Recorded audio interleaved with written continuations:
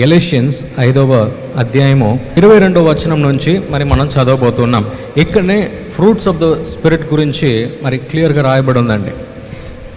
అయితే ఆత్మఫలం ఏమనగా ప్రేమ, సంతోషం, సమాధానం, దీర్ఘశాంతం, దయాలత్వం, మంచితనం, విశ్వాసం, సాత్వికం, ఆశా నిగ్రహం. ఇటు వాటికి విరోధమైన నియమమేదీ లేదు. క్రీస్తు యేసు సంబంధులు శరీరమును దాని ఇచ్చలతోనూ దురాశలతోనూ సిలువ వేసి ఉన్నారు. మనము ఆత్మను అనుసరించి జీవించు వారమైతిమా, ఆత్మను అనుసరించి క్రమముగా నడుచుకొందుము. ఒకరినొకరము వివాదమునకు రేపుకొనకయు, ఒకరి అందుకొకరము అసూయ పడక, వృధాతిశయ పడక యుందుము. ఓకే, సో ఇక్కడ ఫ్రూట్స్ ఉంటే ఏ అడ్వాంటేజెస్ అని చెప్పేసి మరి అక్కడ అపోస్టల్ వారు క్లియర్గా వారు ఎక్స్ప్లెయిన్ చేస్తూ వారు ఉన్నారన్నమాట. Those who belong to Christ, Jesus has crucified the flesh with its passions and desires అని చెప్పేసి ఇంగ్లీష్ బైబిల్లో రాయబడి ఉందండి. అంటే దీనికి అర్థం ఏంటంటే, ఎవరందరూ ఆత్మకు చెందిన వారుగా వారు ఉన్నారో ప్రతి ఒక్క శరీర వాటన్నిటిని కూడా వారు చంపేసినట్టు సమానం అంట కదండి. ఈరోజు మనము కూడా ఆ రాజ్యాన్ని మనం పొందగలగాలంటే ఈ ఫ్రూట్స్ మన జీవితంలో మనం పొందిన ఒక వ్యక్తిగా మనం మారాలి. హల్లెలూయా. ఈ ఫలము కలిగిన ఒక వ్యక్తిగా మనం ఈరోజు మారాలి. ఈ ఆత్మ మనకు అనుగ్రహించే ఈ ప్రేమ కావచ్చు, లేకుంటే శాంతి కావచ్చు, దీర్ఘశాంతి కావచ్చు, కనికరము కావచ్చు, మంచితనము కావచ్చు, విశ్వాసము కావచ్చు, సో సెల్ఫ్ కంట్రోల్ కావచ్చు కదండి. ఇవంతా ఏంటంట? ఫలం అంట కదండి. ఈ ఫలం ఉన్న ప్రతి ఒక్క వ్యక్తి కూడా దాన్ని చంపుతారు అని చెప్పేసి మరి ఇక్కడ క్లియర్గా రాయబడి ఉంది. సో ఎందుకు ఒక వ్యక్తికి ఫ్రూట్స్ చాలా అవసరం? మనం ఎన్నోసార్లు శక్తి శక్తి శక్తి అని శక్తి వెనుక మనం వెళ్తూ ఉంటాం, కానీ అంటే gifts of the Holy Spirit వెనుక చాలామంది వారు వెళ్తూ ఉంటారు కదా. అంటే పిచ్చి ఉంటుంది కొందరికి, ప్రవచనం చెప్పాలి, స్వస్థత కార్యాలు జరగాలి, విడుదల కార్యాలు జరగాలి, ఇవి జరగాలి, అవి జరగాలి, అది జరగాలని చెప్పేసి అందరూ చాలా ఆశపడుతుంటారు. కానీ దేన్ని మర్చిపోతారు తెలుసా? ఫలము మర్చిపోతారు. చాలామంది వారి యొక్క జీవితంలో, వారి యొక్క సేవలో ఎక్కడో పైకి వెళ్తారు, కానీ టక్కని కింద పడిపోతారు. ఎందుకు తెలుసా? శక్తి ఉంటుంది కానీ ఫలం ఉండదు. ఫలం ఏం చేస్తుందంటే శక్తిని ఇంకా పైకి తీసుకెళ్ళటానికి సహాయం చేస్తుంది. హల్లెలూయా. ఇంకో చూడండి, మనలో gifts of the Holy Spirit ఉండొచ్చు, కానీ మనలో పరిశుద్ధాత్మ గిఫ్ట్స్ అంటే వరములు కలిగిన ఒక వ్యక్తిగా మనం ఉండొచ్చు. ఎంతోమందిని స్వస్థత దాంట్లో మనం నడపవచ్చు, లేకుంటే ప్రవచనాలు మనం చెప్పవచ్చు, అన్ని భాషల్లో మనం మాట్లాడచ్చు, గంటలు గంటలు మాట్లాడచ్చు. కానీ ఇదంతా కూడా మన జీవితంలో పైకి వెళ్ళాలి అని మనం ఆశపడితే ఏం కావాలి తెలుసా? ఫలము కావాలి. ఫలం ఏంటిది? ఫౌండేషన్. అదేంటిదండి? అదే పునాది అంట కదా. అందుకే ప్రభు ఏమంటాడంటే, ఇది ఉంటే మనం ఏం చేయగలుగుతాం? పైకి రాగలుగుతాం. అందుకే మనం బైబిల్ గ్రంథంలో చాలామందిని మనం చూడగలుగుతాం, కానీ ఎవరందరూ ఈ ఫలము కలిగిన వారుగా వారు ఉన్నారో వారు మాత్రమే పైకి రాగలిగారు. యోసేపు వారి యొక్క జీవితాన్ని మనం చూడొచ్చు. యోసేపుకి ప్రభు కళలు చూపించాడు, దర్శనాలు చూపించాడు, ప్రభు ఆయనతో మాట్లాడటం ప్రారంభించాడు.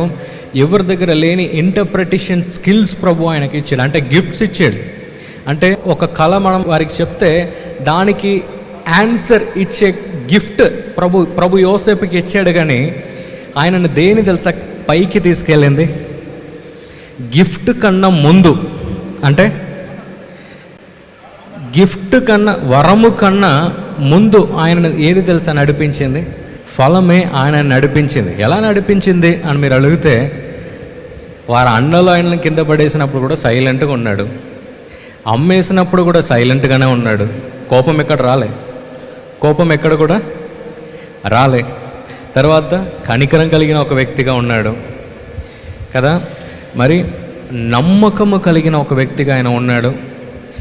పాపము చెయ్యటానికి ఆయనకు అవకాశము దొరికినప్పుడు కూడా ఆయన ఏం చేశాడు తెలుసా?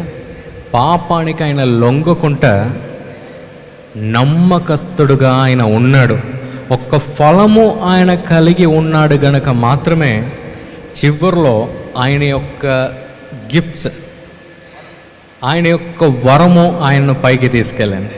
హల్లెలూయా. మనం క్రిస్టియన్స్గా మనం చాలా దేంటి మీద మనం ఫోకస్ పెడతామంటే గిఫ్ట్ గిఫ్ట్ గిఫ్ట్ అని చెప్పేసి గిఫ్ట్ మీద ఫోకస్ చేస్తాం. కానీ లాస్ట్లో ఎక్కడ తెలుసా వదులుతాం? ఫలం ఉండదు. ఒక మనిషికి ఏముండదు? ఫలం ఉండదు.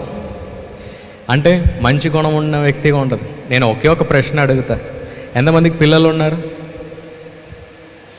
ఓకే, ఇది సింపుల్గా ఉంటుంది కానీ డైరెక్ట్గా ఉంటుంది. మీ పిల్లలకు సంబంధం చూస్తున్నారు అనుకుందాం. వాడు చాలా పవర్ఫుల్గా ఉన్నాడు, ఆయన కళలు వస్తున్నాయి, దర్శనాలు వస్తున్నాయి, ఏది అందరినీ స్వస్థపరిచేస్తున్నాడు, అన్ని గొప్ప గొప్ప కార్యాలు అవుతున్నాయి.